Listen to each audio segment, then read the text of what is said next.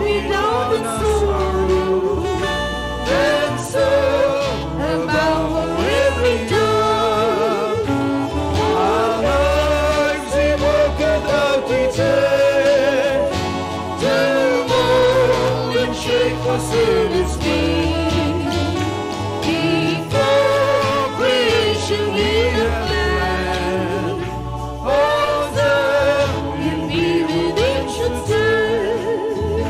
When tempests beating down the skin, to only make our faith more strong. The wisdom of a loving Father will not permit us to go along. Our lives He worked out each day, to mold and shape us in His will.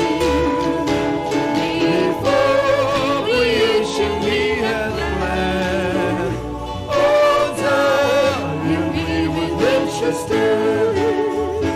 Whatever hand that God may offer, it cometh from His heart of love. On those who never doubt and murmur, His Spirit blows like gentle dove. Our lives He worketh out each day, to mold and shape us in His will. Before creation He had planned, all that in me within should stand. What wealth of glory stood up yonder, beyond the red and milky sea. Rare mansions there make taste and wonder, what love we do them ever see. Our lives He worketh out each day, to mold and shape us in His will. Before creation He had planned, all that in me within should stand. Whatever hand that God may offer, it cometh from His heart of love. On those who never doubt and murmur, His Spirit blows like gentle dove. Our lives He worketh out each day, to mold and shape us in His will. Before creation He had planned, all that in me within should stand. What depth of glory stood up yonder, beyond the red and milky sea. Rare mansions there make sense to wonder, what love we do never foresee. Our lives He worketh out each day, to mold and shape us in His will. Before creation He had planned, all that in me within should stand. Our lives He worketh out each day, to mold and shape us in His will. Before creation He had planned, all that in me within should stand. எல்லாரும் sisters brothers எல்லாம் கொஞ்சம் முன்னுக்கு வரும்படியாக கேட்டுக்கொள்கிறோம். All the sisters and brothers are requested to come a little more forward and be seated. பின்னாடி இடம் இல்லாதனால எல்லாரும் முன்னுக்கு வாருங்க. Because there's no space behind, you're requested to come a little forward. All lives He worketh out each day, to mold and shape us in His will. Before creation He had planned, all that in me within should stand. All lives He worketh out each day, to mold and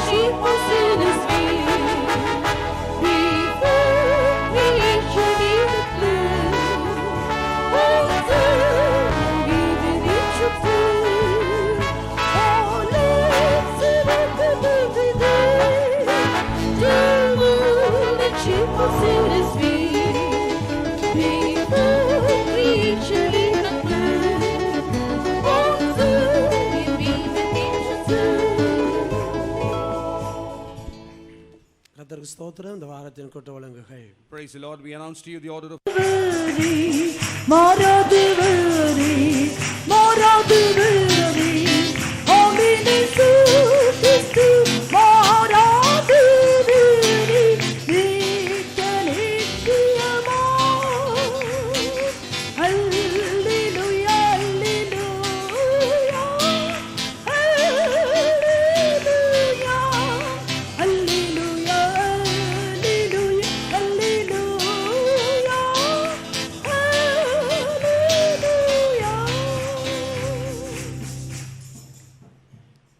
உங்களுடைய ஊக்கமான ஜெபங்களுக்கு நான் மிகவும் நன்றியுள்ளவனாயிருக்கிறேன். I'm very grateful to you for your fervent prayers. మీకు ఎడతగని ప్రార్థనలకు నేను కృతజ్ఞుడనై ఉన్నాను. சத்துரு என்னுடைய ஜீவனை கொள்ளையாடும்படியாய் பலவிதத்தில் முயற்சித்தான். ஆனாலும் கர்த்தர் தம்முடைய கிருபையினால் என்னுடைய ஆத்மாவையும் ஜீவனையும் பாதுகாத்தார். The adversary tried many methods to spoil my life, but the Lord by his grace has preserved my soul. கர்த்தரின் மேல் கொண்டிருக்கிற நோக்கம் நிறைவேறுவதற்கு உங்கள் எல்லாருடைய ஜெபம் இன்னும் எனக்கு அவசியமாயிருக்கிறது. For the purpose of God to continue in my life, your prayers are essential. శత్రు ప్రాణం తీయాలని చూసినప్పటికీ కూడా దేవుడు ప్రాణాత్మను కాపాడి ఉన్నారు. దేవునికి ఉద్దేశం నాలో సంపూర్తిగా నెరవేరేంత వరకు మీకు ప్రార్థనలు నాకు అవసరమైనది. இப்பொழுதும் ஆண்டுடைய வசனங்களுக்காக நாம் கொஞ்சம் அவரை ஸ்தோத்திரிப்போமாக. Shall we praise God for the word of God now? దేవుని యొక్క వాక్యం కొరకే దేవుని స్తోత్రించెదము. Praise the Lord, praise the Lord, praise the Lord, praise the Lord, praise the Lord, praise the Lord, praise the Lord, praise the Lord, praise the Lord, praise the Lord. Praise the Lord, praise the Lord, praise the Lord, praise the Lord. இந்த காலையிலே தியானித்து கொண்டிருக்கும் பொழுது இரண்டு காரியம் உடைய சிந்தையிலே தோன்றினது. When I was meditating this morning, two things came to my mind. ఈ ఉదయకాలం ధ్యానించుండగా రెండు సంగతులు నా మనసులోకి వచ్చినాయి. ஒன்று, நமக்குள்ளே எழும்புகிற ஒரு கேள்வி.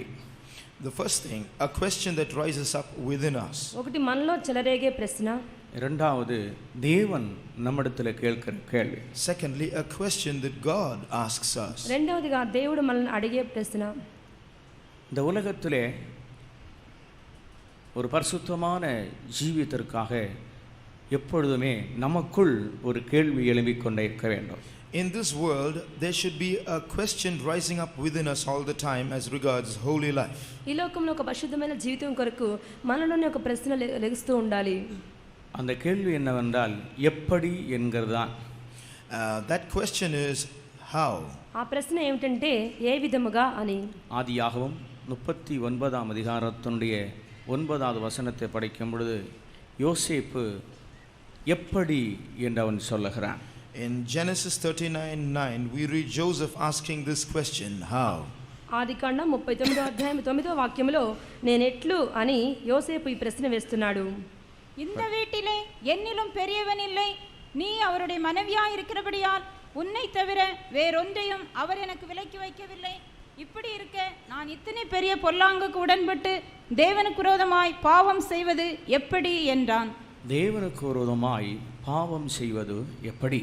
How can I do this great wickedness and sin against God? నేనెట్లు ఇంత ఘోరమైన దుష్కార్యం చేసి దేవునికి విరోధంగా పాపం కట్టుకొందును. கர்த்தருக்காக தங்களை வேறு பிரித்து ஜீவிக்கிற தேவனுடைய ஜனங்கள் தங்களை பாதுகாத்துக் கொள்ள வேண்டுமானால் இந்த கேள்வி உள்ளவர்களாய் இருக்க வேண்டும். For the people of God who have separated themselves unto the Lord to preserve themselves, they have to preserve themselves by asking themselves this question. ప్రభువు కొరకు తమను తాము ప్రత్యేకించుకొని ప్రతిష్ఠించుకొని జీవించేవారు తమను తాము కాపాడుకోవాలి అంటే ఈ ప్రశ్న వేసుకోవాలి.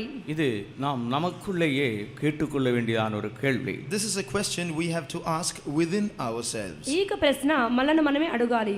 இந்த கேள்விக்குறி எப்பொழுதும் நமக்குள்ள இருந்து கொண்டிருக்குமானால் இந்த பொல்லாத உலகத்திலே நாம் ஒரு ஜெயங்கொண்டதான ஜீவியத்தை செய்யலாம். We can live an overcoming life in this filthy world if this question is always raised in our hearts. ఈ ప్రశ్నార్థకం ఎల్లప్పుడూ మనలో ఉంటే ఈ దౌత్య లోకంలో ఎల్లప్పుడూ విజయవంతమైన జీవితం చేయగలము. ఉలగమానது நம்முடைய ஆவிக்குரிய வாழ்க்கைக்கு அனுகூலமானதே அல்ல. Now this world is never in favor of our spiritual life. ఈ లోకము మన ఆధ్యాత్మిక జీవితమునకు చాలినది కాదు. பரிசுத்த ஜீவியம் என்று சொல்லுகிறது உலகத்தாருக்கு பைத்தியக்காரத்தனமாகவே இருக்கிறது. A holy life is foolishness to the people people of this world. పరిశుద్ధ జీవితం అంటే ఈ లోకస్తులకు అది వెరితనముగా ఉంది. பாவத்தை விட்டு விலகி ஓடுகிறவன் உலகத்தாருக்கு முன்பாக பைத்தியக்காரனாகவே காட்சியளிக்கிறான். A man who runs away from sin is like a fool in the sight of the people of this world. పాపం నుంచి దూరంగా పరిగెత్తేవాడు లోకస్తుల దృష్టిలో పిచ్చివాళ్లాగా ఉంటాడు. ஆனால் நமக்கு தெரியும் இந்த அநித்தியமான பாவ சந்தோஷங்கள் நம்முடைய பிரதிபலனை நம்முடைய மனக்கண்களை குருடாக்கி போடும் என்று. But we know that the temporal pleasures of sin will blind our spiritual eyes. అయితే అల్పకాల పాప సంతోషము మన ఆధ్యాత్మిక నేత్రంలో గుడ్డితనం కలిగిస్తుందని మనకు తెలుసు. ஆகவே எல்லா சந்தர்ப்பங்களிலும் தேவனுடைய ஜனங்களாகிய நாம் எப்படி என்கிற ஒரு கேள்வியோடு நாம் நம்முடைய வாழ்க்கையை தொடர வேண்டும். Therefore we the children of God should pursue our life by always asking ourselves this question, how? దేవుని బిడ్డలమైన మనము ఎల్లప్పుడూ ఈ ప్రశ్న నేను ఎట్లు అనే ప్రశ్న వేసుకోవాలి. லஞ்சம் வாங்குவது எப்படி? How do I take bribes? నేను ఎట్లు లంచం తీసుకోగలను? நான் ஒரு பெந்தேகோஸ்தேக்காரனாக இருந்து லஞ்சம் வாங்குவது எப்படி? When I am a Pentecostal, just how can I accept bribes? Pentecost చెందినవాడినై నేను ఎట్లు లంచం తీసుకొందును? நான் ஒரு பெந்தேகோஸ்தேக்காரனாக இருந்து பொய் சொல்லுவது எப்படி? I being a Pentecostal, how can I lie? Pentecost వాడినై నేను ఎట్లా అబద్ధం ఆడుదును? நான் ஒரு தேவனுடைய பிள்ளையாக இருந்து எப்படி நான் சண்டைக்காரனாக இருப்பது? I am a child of God, how can I become a fighter? దేవుని బిడ్డనై ఉండి నేను ఏ విధముగా పోట్లాడుదును? நான் ஒரு தேவனுடைய பிள்ளையாக இருந்து கொண்டு எப்படி நான் ஒரு திருடனாக இருப்பது? I am a child of God, how can I become a thief? దేవుని బిడ్డనైన నేను ఎట్లు దొంగగా ఉండగలను? எந்த ஒரு பாவமாயிருந்தாலும் பிரியமானவர்களே அது தேவனை விட்டு நம்மை பிரித்து கொண்டு போகக்கூடியது. Whatever the sin might be, it separates us from God, beloved. ఎటువంటి పాపమైనప్పటికీ ప్రభువుకి మనల్ని దూరం చేస్తుంది. ஒரு காரியத்தை விளங்கிக் கொள்ளுங்கள், ஒரு பாவியோடு நிச்சயமாகவே கர்த்தர் இருக்கவே மாட்டார். Understand one thing clearly, God will never be with a sinner. ఒక పాపిష్టివానితో దేవుడు ఉండరని తెలుసుకోవాలి. துணிகரமான பாவத்திலே நிலைத்திருக்கிற எந்த ஒரு மனிதனோடும் தேவ சமூகமும் இருக்காது, தேவனும் இருக்கவே மாட்டார். God will never be with, his presence will never be with a man who indulges in presumptuous sins. తెగించి పాపం చేసే వారితో దేవుని సాన్నిధ్యము ఉండదు, దేవుడు ఆయనతో ఉండరు. ஏதேனிலே சம்பவித்த பாவம் பெரிய பாவம் அல்ல, ஒரு கீழ்ப்படியாமைதான்.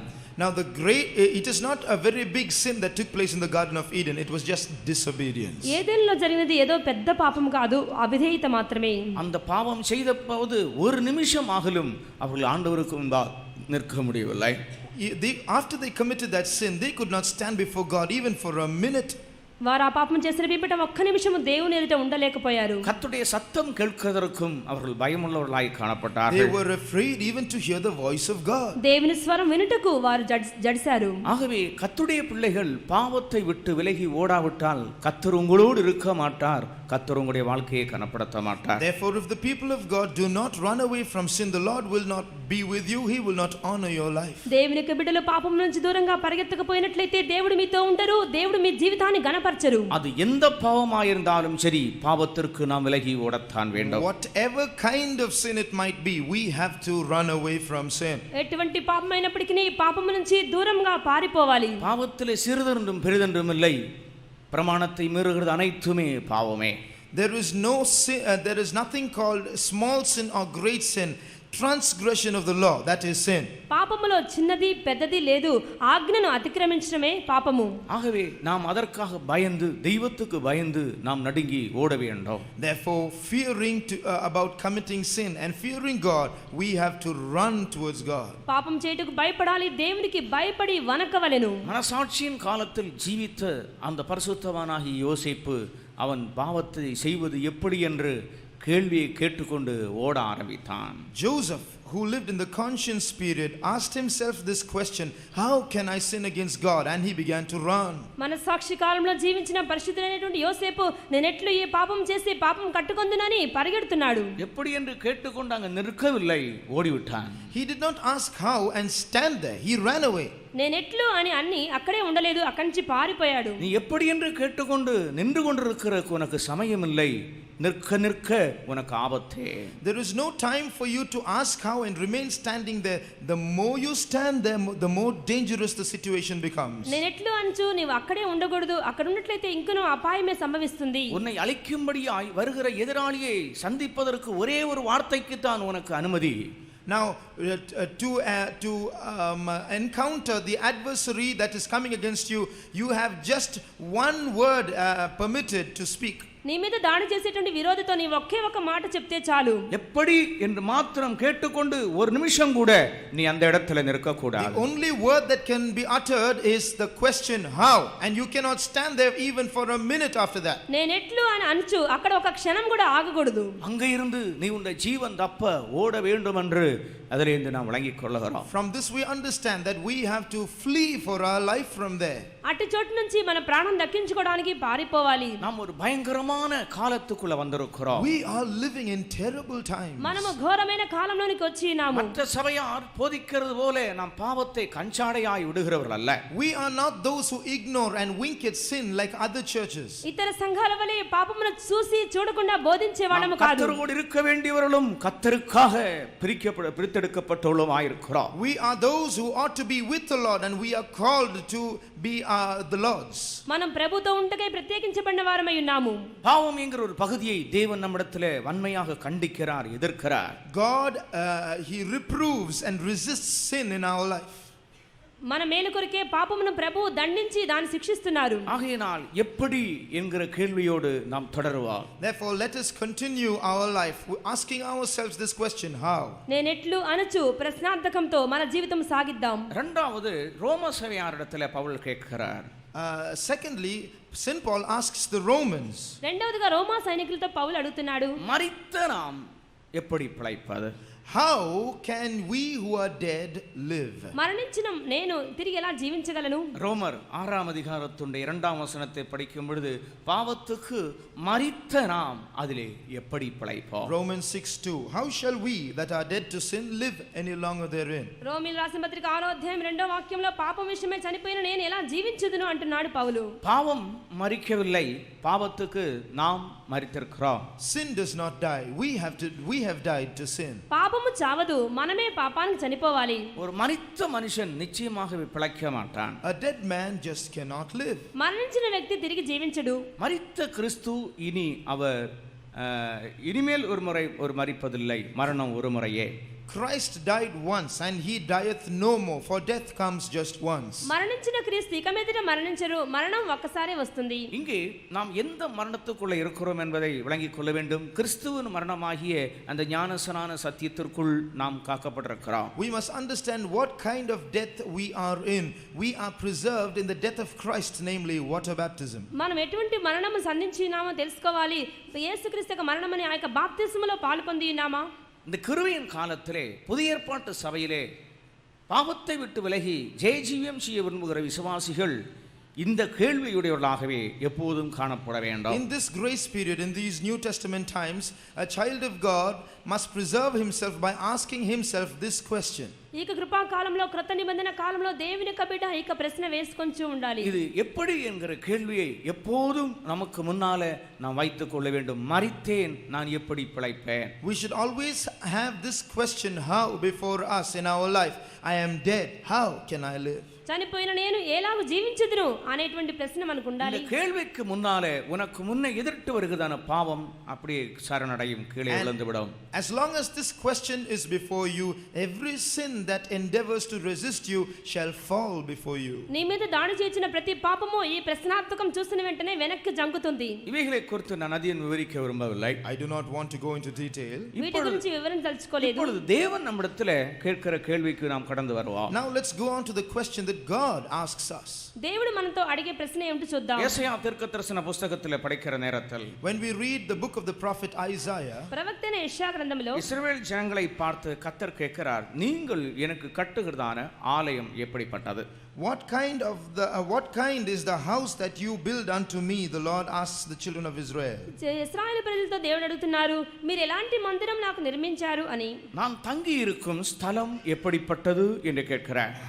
What kind of place is the place of my rest? నాకు విశ్రామ స్థానముగా ఉండేటువంటి స్థలం ఏ పాటిది? యేసయ్యా 66ஆம் அதிகாரம் 1ஆம் வசனத்தை நாம் படிப்போம். 66 verse 1. 66 మొదటి వాక్యము. கர்த்தர் சொல்லுகிறது என்னவென்றால், வானம் எனக்கு சிங்காசனம், பூமி எனக்கு பாதபடி. நீங்கள் எனக்கு கட்டும் ஆலயம் எப்படிப்பட்டது? நான் தங்கியிருக்கும் ஸ்தலம் எப்படிப்பட்டது? நீங்கள் எனக்கு கட்டும் ஆலயம் எப்படிப்பட்டது?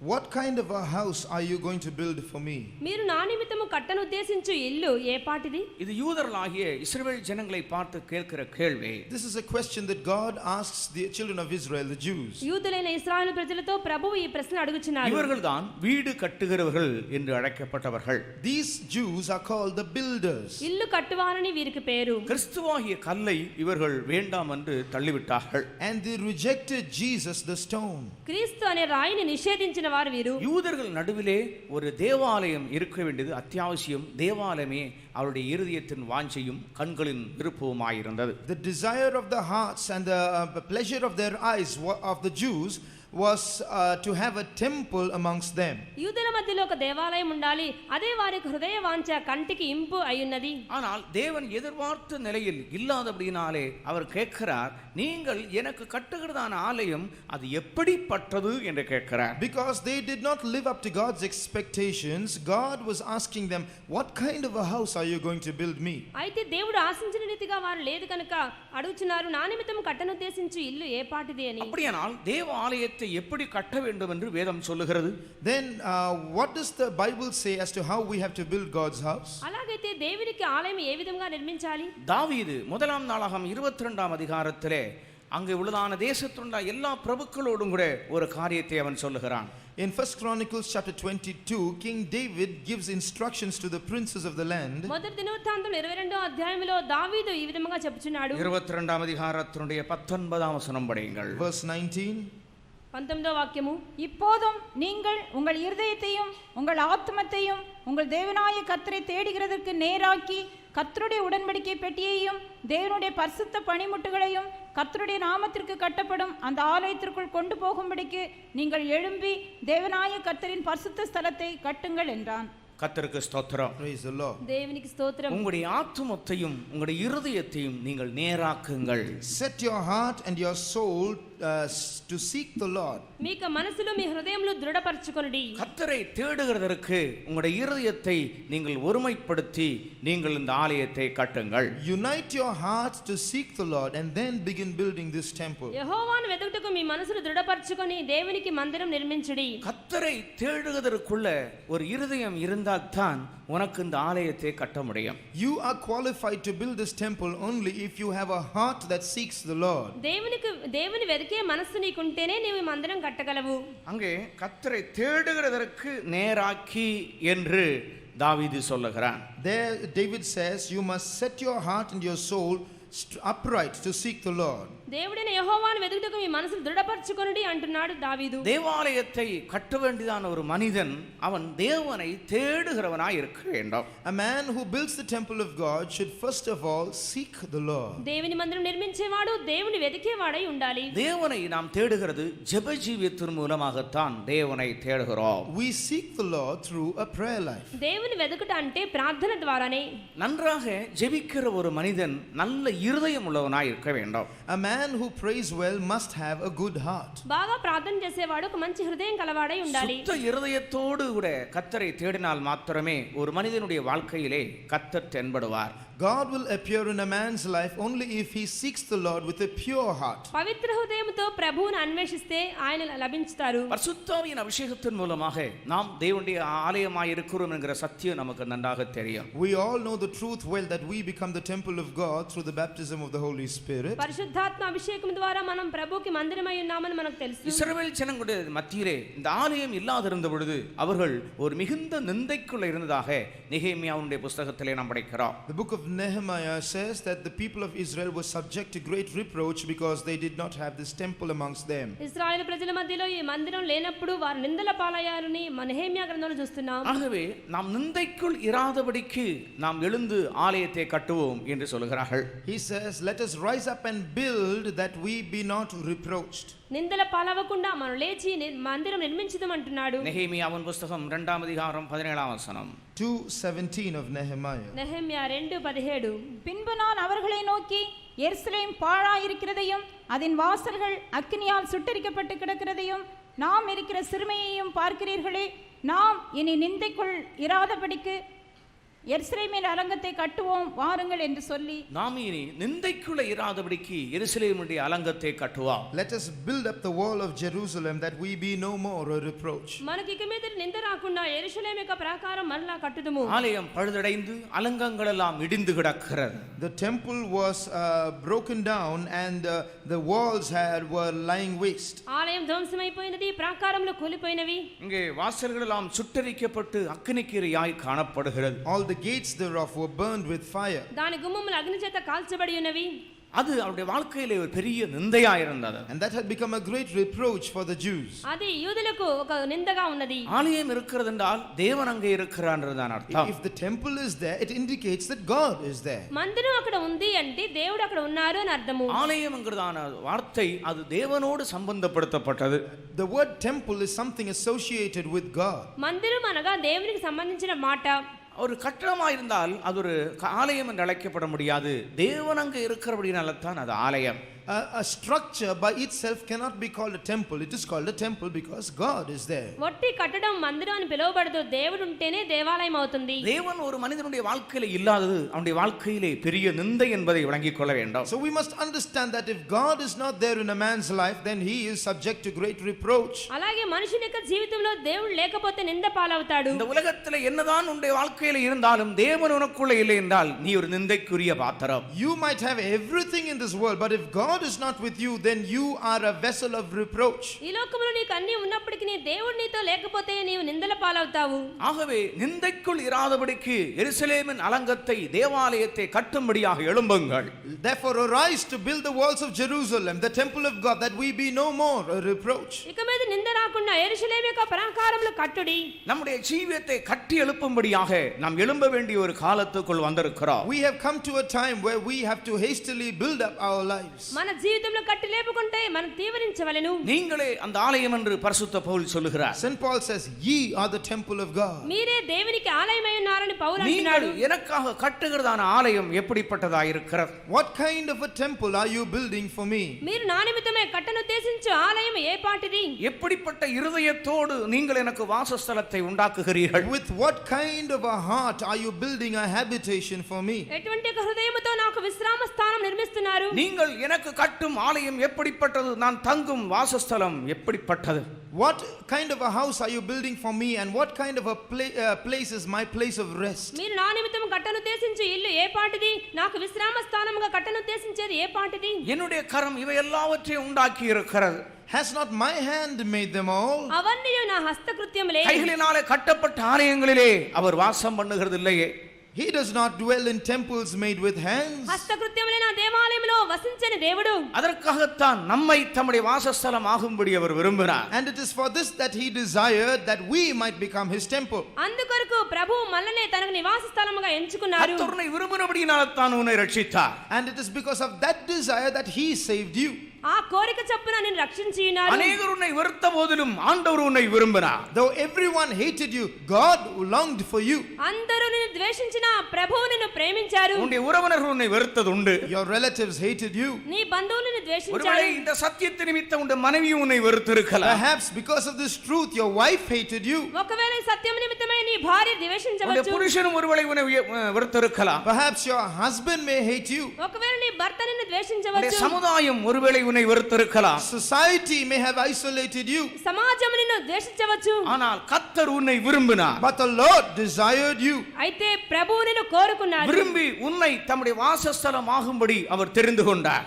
Desiring you, he has chosen you that you might be his habitation. నిన్ను ఏరి కోరుకొని నిన్ను తన విశ్రామ స్థానముగా ఎంచుకున్నారు. அவர் தங்கி இருக்கும் அமர்ந்திருக்கும் ஒரு வாசஸ்தலமாக அவர் உன்னை தெரிந்தெடுத்திருக்கிறார். He has chosen you that you might be the place of his rest. ఆయన వసించే విశ్రామ స్థానముగా ఎంచుకున్నారు. நீ எப்படி இந்த ஆலயத்தை கட்டிக் கொண்டிருக்கிறாய்? How are you building that temple then? నీవి ఏ విధముగా ఈ ఆలయం ஒரு నిర్మిస్తున్నావు? நல்ல இருதயத்தோடு சுத்த இருதயத்தோடு நீ உன்னுடைய வாழ்க்கையை கட்டி எழுப்புகிறாயா? Are you building up your a life with a good heart, with a pure heart? ఒక మంచి హృదయముతోను పవిత్ర హృదయముతోను ఈ ఆలయం కట్టుచున్నావా? இல்லை, ஒரு கோணலும் மாறுபாடுமான திருக்குள்ளன இருதயத்தோட நீ ஒரு வாழ்க்கையை கட்டி எழுப்புகிறாயா? Or are you building up your life with a crooked and a perverse and a deceitful heart? లేక వక్రమైనటువంటి మూర్ఖమైన హృదయముతో నీవు ఈ ఆలయం కట్టుచున్నావా? ஒரு நல்ல இருதயத்தோட நம்முடைய ஆலயத்தை கட்டுவோமாக. Let us build our life with a good heart. మంచి హృదయముతో మన ఆలయం నిర్మించుకుందాం. இரண்டாவது, இந்த ఆలయத்தினுடைய విశేషం என்ன?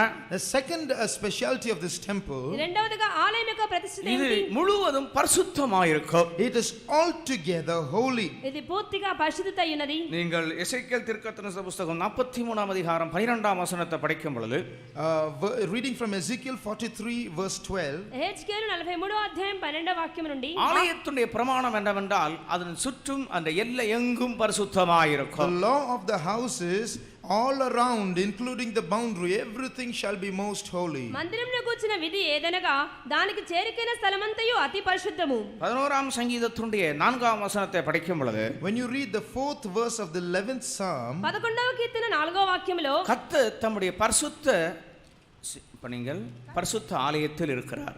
the law, கர்த்தர் தம்முடைய பரிசுத்த ஆலயத்தில் இருக்கிறார். கர்த்தர் தம்முடைய பரிசுத்த ஆலயத்தில் இருக்கிறார். the Lord is in his holy temple. యెహోవా తన పరిశుద్ధాలయములో ఉన్నాడు. எல்லா ஆலயத்திலும் அவர் இல்லை. He is not in every temple. అన్ని ఆలయాల్లో దేవుడు లేరు. ஆபகுக்கின் புத்தகம் 2ஆம் அதிகாரத்தினுடைய 20ஆம் வசனம் படிக்கும் பொழுது, Habakkuk 2:20, హబక్కూకు இதே 2:20లో வசனம் அங்கேயும் சொல்லப்பட்டிருக்கிறது, கர்த்தர் தம்முடைய பரிசுத்த ஆலயத்தில் இருக்கிறார் என்று. there again it says the Lord is in his holy temple. యెహోవా తన పరిశుద్ధాలయంలో ఉన్నాడని చూస్తున్నాం. படிங்கள். கர்த்தரோவென்றால் தமது பரிசுத்த ஆலயத்தில் இருக்கிறார். கர்த்தரோவென்றால் தம்முடைய பரிசுத்த ஆலயத்தில் இருக்கிறார். But the Lord is in his holy temple. అయితే యెహోవా తన పరిశుద్ధాలయంలో ఉన్నాడు. தேவன் நீங்கள் கட்டுகிறதான ஆலயம் முதலாவது ஒரு சுத்த இருதயத்தோடு கட்டுகிறதா இருக்க வேண்டும். First of all, the temple you build should be built with a pure heart. మీరు నిర్మించేటువంటి ఆ యొక్క మందిరము పవిత్రమైన హృదయంతో నిర్మించాలి. இரண்டாவது, எல்லை ஏரியா முழுவதும் அது பரிசுத்தமாக இருக்க வேண்டும். Secondly, the entire area should be holy. రెండవదిగా దాని సరిహద్దులు దాని చేరికైన స్థలమంతయు పరిశుద్ధమై ఉండాలి. எல்லை என்று சொல்லும் பொழுது நம்முடைய சரீரம் முழுவதையும் அது காண்பிக்கிறது. The limit thereof shows our entire body.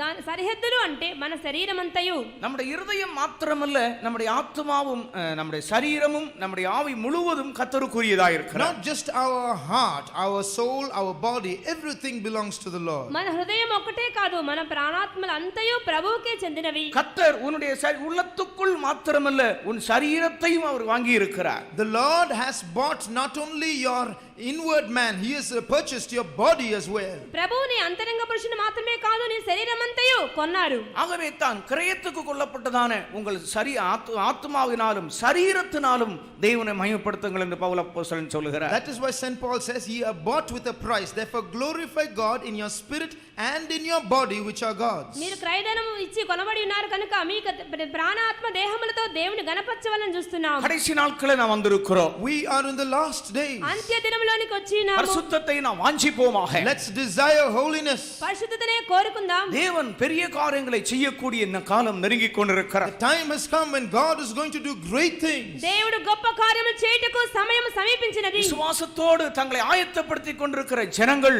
அதை கண்ணாலே காண்பார்கள். And those who are preparing their lives by faith shall see it with their eyes. విశ్వాసంతో తమ యొక్క జీవితం సిద్ధపరచుకునే వారు కళ్ళారా చూడగలుగుతున్నారు. ஆண்டவருக்கு ஸ்தோத்திரம். Praise the Lord. దేవునికి స్తోత్రం. தேவனுடைய ஜனங்கள் தங்களுடைய வாழ்க்கையிலே பரிசுத்தத்தை பாதுகாத்துக் கொண்டு தங்களை சுத்திகரித்துக் கொண்டு நடந்து கொள்வார்களானால், If the people of God keep their lives in holiness and keep sanctifying themselves, దేవుని యొక్క ప్రజలు పరిశుద్ధతలో తమ యొక్క జీవితంలో కాపాడుకొంచినట్లయితే தேவன் அவர்கள் நடுவில் தங்கி இருப்பார். God will reside in their midst. దేవుడు వారి మధ్యలో నివాసం చేయుదురు. தேவன் எனக்குள் தங்கி இருக்க வேண்டும்.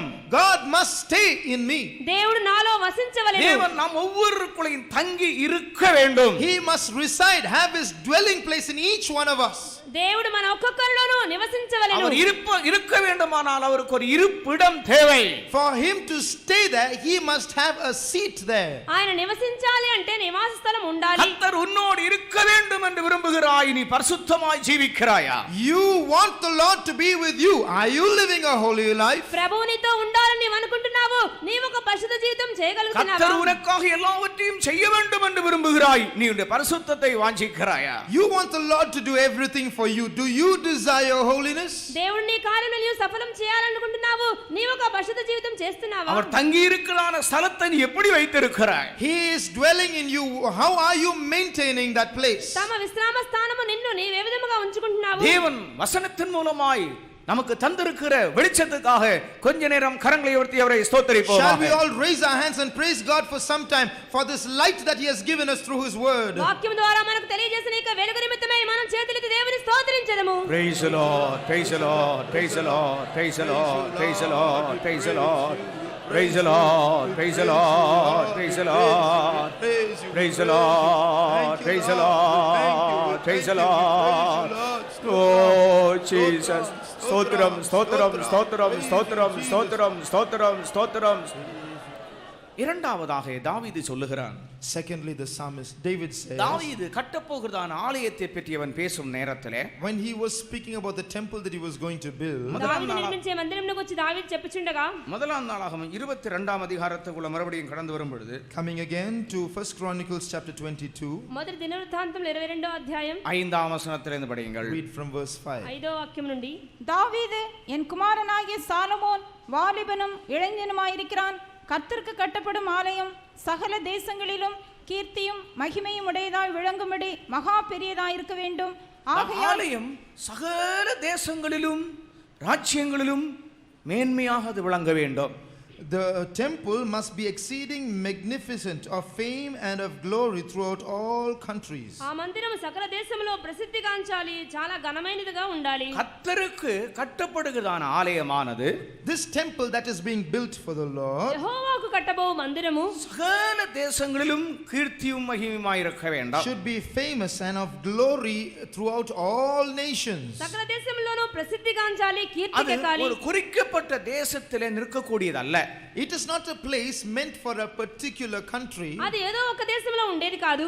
ஆலயத்தினுடைய கீர்த்தி முழு தேசமும் பரவ வேண்டும். The fame of the temple should travel throughout the nation. మందిరం యొక్క కీర్తి సకల దేశంలో ప్రసిద్ధిగాంచాలి. கர்த்தருக்கு ஸ்தோத்திரம். Praise the Lord. దేవునికి స్తోత్రం. தேவன் வாசம் பண்ணுகிறதான ஸ்தலமானது சர்வ பூமிக்கு மகிழ்ச்சியாய் மாற வேண்டும். The dwelling place of God should become the joy of the whole earth. దేవుని యొక్క నివాస స్థలము సర్వ భూమికి సంతోషకరముగా ఉండాలి. சியோனை பற்றி சொல்லுகிற நேரத்திலே அது சர்வ பூமிக்கு மகிழ்ச்சி என்று சொல்லப்படுகிறது. About Zion it is said it is the joy of the whole earth. సియోను గురించి చూసినప్పుడు సర్వ భూమికి సంతోషకరమని చూస్తున్నాం. எருசலேமிலே ஒரு கூட்டம் ஜாமக்காரரை நிறுத்திக்கொண்டு கர்த்தர் சொல்லுகிறார், பூமியிலே அது புகழ்ச்சி ஆக்குறது வரையிலும் நீங்கள் அமைதியா இருக்க கூடாது. Addressing a group of watchmen in Jerusalem, the Lord tells them, you must not keep silent till Jerusalem becomes a praise in the earth. యెరూషలేములో కొంతమంది కావలి వారిని పెట్టి దాన్ని లోకమంతటా ప్రసిద్ధిగాంచేంత వరకు మీరు మౌనంగా ఉండవద్దని ఆజ్ఞాపించారు. பூமி முழுவதும் இந்த ஆலயம் எப்படிப்பட்டது என்று அறிய வேண்டும். The whole world should understand what kind of temple this is.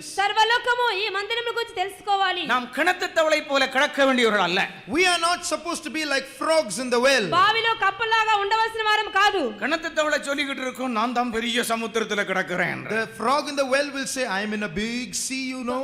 బావిలో కప్ప అనుకుంటే నేను పెద్ద సముద్రంలో ఉన్నానంటుంది. கர்த்தருக்கு ஸ்தோத்திரம். Praise the Lord. దేవునికి இந்த స్తోత్రం. ஊழியம் இந்த சத்தியம் முழுவதும் பரவ வேண்டும். This truth and this ministry should spread throughout the world. ఏక సేవ ఏక సత్యము సర్వలోకము వ్యాపించాలి. ஒவ்வொரு மனுஷனும் இதை பற்றி அறிய வேண்டும். Every man must know about this. ప్రతి మానవుడు తెలుసుకోవాలి. சிறியோர் பெரியோர் அனைவரும் இதனுடைய மகிமையை காண வேண்டும். The small and the great should see the glory of this. పిన్నలు పెద్దలు దీని మహిమను చూడవలెను. மனுஷனாய் பிறந்திருக்கிற ஒவ்வொருவரும் இதை காண வேண்டும் என்பதுதான் கர்த்தருடைய வாஞ்சை. Every human being born in the world, in this world, should see it, and that is the desire of God. మానవుడిగా పుట్టిన ప్రతి ఒక్కడు దీన్ని చూడవాలని దేవుని యొక్క వాంఛ అయ్యున్నది. கர்த்தருக்கு கட்டப்படும் ஆலயம் சகல தேசங்களிலும் கீர்த்தியாய் மாற வேண்டும். The temple built for the Lord should be of fame throughout all countries. యెహోవా కట్టబోయే మందిరము సర్వలోకములోను కీర్తిగాంచాలి. ஆண்டவருக்கு ஸ்தோத்திரம். Praise the Lord. దేవునికి స్తోత్రం. எல்லா நாவுகளிலும் இந்த சத்தியம் வர வேண்டும். This truth should spread in all languages. ప్రతి ఒక్క నాలుకన ఈ యొక్క సత్యం ఉండవలెను. எல்லா மனிதரும் இந்த சத்தியத்தை அறிய வேண்டும். Every human being must understand this truth. ప్రతి మానవుడు ఈ సత్యం நீ తెలుసుకోవాలి. ஒரு ஆலயத்தை கட்டி எழுப்புவாயானால் அது எல்லாரும் அறிய வேண்டும். If you build a temple, everyone must know about it. నీ ఒక మందిరం కట్టుచున్నావు అంటే ప్రతి మానవుడు దాన్ని நீ తెలుసుకోవాలి. ஒரு பரிசுத்த வாழ்க்கையை கட்டி எழுப்புவாயானால் அது உலகம் முழுவதும் அறியக்கூடிய ஒரு ஆலயமாய் எழும்ப வேண்டும். If you must build a holy life, then it should be a life that the whole world knows about. నీవు పరిశుద్ధ జీవితం చేస్తున్నావు అంటే నీ యొక్క జీవితం గురించి ప్రతి లోకం తెలుసుకోవాలి. நீ உனக்கும் உன் பிள்ளைகளுக்கும் உன் குடும்பத்தாருக்கும் மாத்திரம் அல்ல. You don't belong to yourself and to your children and to your family members alone. అది నీకును నీ బిడ్డలకును నీ కుటుంబస్తులకును మాత్రమే కాదు. ஆண்டவராய் இயேசு கிறிஸ்து நீங்கள் ஒரு கிராமத்துக்கு வெளிச்சமாய் இருக்கிறீர்கள் என்று சொல்லவில்லை. The Lord Jesus did not say, "Ye are the light of your village." ప్రభు యేసుక్రీస్తు మీరు ఒక గ్రామానికి వెలుగని நீங்கள் ஒரு చెప్పలేదు. பட்டணத்துக்கு வெளிச்சமாய் இருக்கிறீர்கள் என்று அவர் சொல்லவில்லை. He did not say, "Ye are the light of your city." మీరు మీ పట్టణంలోకి వెలుగని చెప్పలేదు. நீங்கள் உலகத்துக்கு வெளிச்சமாய் இருக்கிறீர்கள். Ye are the light of the world. మీరు లోకంలోకి వెలుగై ఉన్నారు. முழு உலகத்துக்கும் ஒரு தேவனுடைய பிள்ளை ஒளியாய் மாற வேண்டும். One child of God should light up the whole world. దేవుని బిడ్డ సర్వలోకములకు వెలుగై ఉన్నాడు. அதற்காகத்தான் அவர் உனக்குள்ளே வாசம் பண்ணுகிறார். It is for this that he resides within you. అందు నిమిత్తమే నీలో నివాసం தேவன் చేస్తున్నాడు. நமக்குள்ளே வாசம் பண்ணினால் If God dwells in us, దేవుడే మనలో నివసిస్తే உலகம் முழுவதும் அதை அறிய the வேண்டும். whole world must know it. సర్వలోకము తెలుసుకోవాలి. அதே தாவீது அதே வசனத்திலே சொல்லுகிறான். In the same verse we read, అదే వాక్యములో அது பெரிதா இருக்க வேண்டும். it should be exceeding magnificent. అది ఘనమైనదై ఉండవలెను. கட்டுகிற ஆலயம் உலகம் முழுதும் அறிய வேண்டும். The whole world should know about the temple. కట్టబో మందిరం లోకమంతా அது తెలుసుకోవాలి. எப்படி இருக்க வேண்டும்? And how should it be? అది ఎలా ఉండాలి? அது பெரிதா இருக்க It வேண்டும். should be big. అది పెద్దదిగా ఉండాలి. படிங்க. கர்த்தருக்கு கட்டப்படும் ஆலயம் சகல தேசங்களிலும் கீர்த்தியும் மகிமையும் உடையதாய் விளங்கும்படி மகா பெரியதாய் இருக்க வேண்டும். அது மகா பெரியதா இருக்க வேண்டும். It should be very big. అది ప్రసిద్ధిగాంచాలి. மகா பெருசானது கட்டணும்னு சொன்னா இருதயம் கொஞ்சம் பெருசா வேணும். For a big temple to be built, you need a big heart. ప్రసిద్ధిగాంచిన మందిరం కట్టాలంటే విశాలమైన హృదయం ఉండాలి. பெரிய வேலை செய்வதற்கு பெரிய இருதயம் வேண்டும். You need a big heart to do a major job. పెద్ద పెద్ద పనులు చేయడానికి పెద్ద హృదయం ఉండాలి. கோழி குஞ்சுக்கு இருதயம் வச்சுக்கிட்டு பூனைக்கு இருதயம் வச்சுக்கிட்டு பெரிய வேலை செய்ய முடியாது. You can't be chicken hearted and do a great work. కోడి పిల్ల హృదయము పిల్లి హృదయంతో పెద్ద పెద్ద పనులు చేయలేము. கர்த்தருக்கு ஸ்தோத்திரம். Praise the Lord. దేవునికి స్తోత్రం. தாவீது கர்த்தரிடத்திலிருந்து வாங்கி நிறைய வச்சிருந்தான். David had collected a lot from the Lord and accumulated it. దావీదు దేవుడి దగ్గర నుంచి చాలా సంపాదించి நம்முடைய పెట్టుకున్నాడు. முற்பிதாக்கள் கர்த்தரிடத்திலிருந்து अनेक சத்தியங்களை உபதேசங்களை வாங்கி வைத்திருக்கிறார்கள். Our forefathers have got a lot of truths and doctrines from the Lord. మన పూర్వపితరులు దేవుని యొద్ద నుంచి సత్యములు ఉపదేశములు விசுவாச సంపాదించుకున్నారు. ஜீவியத்துடைய மாதிரியை வாங்கி அவர்கள் வைத்து போயிருக்கிறார்கள். They have placed before us the blueprint of a faith life. విశ్వాస జీవితానికి ఒక మాదిరి మన కొరకై ఉంచి వెళ్ళారు. அதை நம்முடைய இதயத்திலே எழுதி எழுதி எழுதி எழுதி நம்முடைய இதயத்தை விசாலமாக்க வேண்டும். We have to keep writing these things in our heart and enlarge our hearts. దాన్ని మన హృదయంలో రాసి పెట్టుకొని హృదయం విశాలపరచుకోవాలి. நம்முடைய இதயம் எந்த அளவுக்கு விசாலமாகிறதோ அந்த அளவுக்கு நாம் செய்கிற வேலையும் பெரிதாய் மாறும். Our work will expand depending on how our heart expands. మన హృదయం ఎంత విశాలమవుతుందో మనం చేసే పని విశాలమవుతుంది. நமக்குள்ளே ஒரு விசாலமான இதயம் இல்லாதபடியினாலே கர்த்தருக்காக நாம் பெரிய காரியங்களை செய்ய முடியவில்லை. We are not able to do great things for the Lord simply because our heart is small. మన హృదయం విశాలముగా లేదు గనుక దేవుని కొరకు గొప్ప కార్యం இயேசுவே చేయలేకపోతున్నాం. பயப்படாதே கர்த்தர் சிறிய காரியங்களை செய்வார். அப்படிதானே? Fear not, O ye lands, for the Lord will do small things for us, isn't it? భయపడకము దేశమా దేవుడు చిన్న కార్యం చేస్తాడు. இயேசுவே பயப்படாதே கர்த்தர் சிறிய காரியங்களை செய்வார். Fear not, O ye lands, the Lord will do small things for దేశమా you. భయపడకము దేవుడు చిన్న కార్యాలు చేస్తారు. அப்படியா? Is it so? ஓ சத்தமா சொல்லுங்க. பெரிய காரியங்களை செய்வார். பெரிய காரியங்களை செய்வார். God will do big things for us. கர்த்தருக்கு ஸ்தோத்திரம். Praise the Lord. దేవునికి స్తోత్రం. கொஞ்சம் தைரியத்தோட சொல்லுங்களேன். பெரிய காரியங்களை The செய்வார். Lord will do great things for us. దేవుడు గొప్ప కార్యం చేయదు. பெரிய காரியம் செய்ய வேண்டுமானால் For him to do great things, గొప్ప కార్యం చేయాలంటే நம்முடைய இருதயம் பெருசாகி மாற வேண்டும். your heart should become big. మన హృదయం పెద్దదిగా ఉండాలి. தாவீது சொல்றான், பையன் சின்னவனா இருக்கிறான். The King David says, the boy is young and tender, దావీదు అంటున్నాడు అబ్బాయి அவன் పిన్న செய்ய వయసులో வேண்டிய ఉన్నాడు, வேலை மகா பெரிய வேலையா but the இருக்கிறது. work he has to do is rather big. అతను చేయవలసిన పని చాలా ஆனால் పెద్దది. ஆண்டவர் என்ன செய்தார்? அவனுடைய இருதயத்தையும் கூட விசாலமாக்குறார். But what did the Lord do? The Lord enlarged his heart. అయితే దేవుడు ఏం చేశారు? అతని హృదయం విశాలపరిచారు. கர்த்தருக்கு ஸ்தோத்திரம். Praise the Lord. దేవునికి స్తోత్రం. தேவனுடைய ஜனங்களுக்கு ஒரு விசாலமான இருதயம் வேண்டாம். People of God need a large heart. దేవుని ప్రజలకు విశాలమైన హృదయం ఉండాలి. நம்மெல்லாம் சின்னதையே சொல்லி சொல்லி சொல்லி சொல்லி நம்ம அப்படியே மட்டுப்படுத்திக்கிட்டோம். கர்த்தருடைய கிரியைகளையே மட்டுப்படுத்துகிறோம். We have limited the works of God by describing and narrating small things. దేవుని విషయాలు చిన్న చిన్నవే చెప్తూ హృదయాలు అణచివేస్తున్నాము. ஆபிரகாம் கிட்ட சொன்னார், நீ அந்த பக்கமா நடந்து போடுற, ஒரு 10 சென்ட் தான் உனக்கு கொடுப்பேன்னு சொல்லவில்லை. God did not tell Abraham, you walk in that direction, I'll give you 10 cents. దేవుడు అబ్రహాంతో నువ్వు అటు నడిచి వెళ్ళు 10 సెంట్లు స్థలం ఇస్తానని చెప్పలేదు. இல்ல ஒரு 50 ஏக்கர் உனக்கு கொடுக்கறேன், ஒரு இந்த ஏரியா முழுதும் நடந்துரு 50 ஏக்கர் கொடுக்கறேன்னு சொல்லவில்லை. Walk around this land, I'm going to give you 50 acres, he did not say. ఈ స్థలం అంతా నడిచి వెళ్ళు 50 ఎకరాలు ఇస్తానని చెప్పలేదు. இரும்புலியூர் மாதிரி 4 மடங்கு உனக்கு தர்றேன்டா சுற்றி திரியன்னு சொல்லவில்லை. God did not tell Abraham, you walk around this place, I'm going to give you 4 times the size of Irumbuliyur. ఇరుములూరు కంటే 4 అంతలు ఇస్తాను ఇటు పక్క నడమని ஆபிரகாமே, చెప్పలేదు. இந்த தேசத்துடைய வடதிசையிலும் தெற்கும் மேற்கும் எல்லாம் நடந்து திரி, இதை உனக்கும் உன் சந்ததிக்கு நான் கொடுப்பேன். You walk towards the north, towards the south, towards the east, towards the west.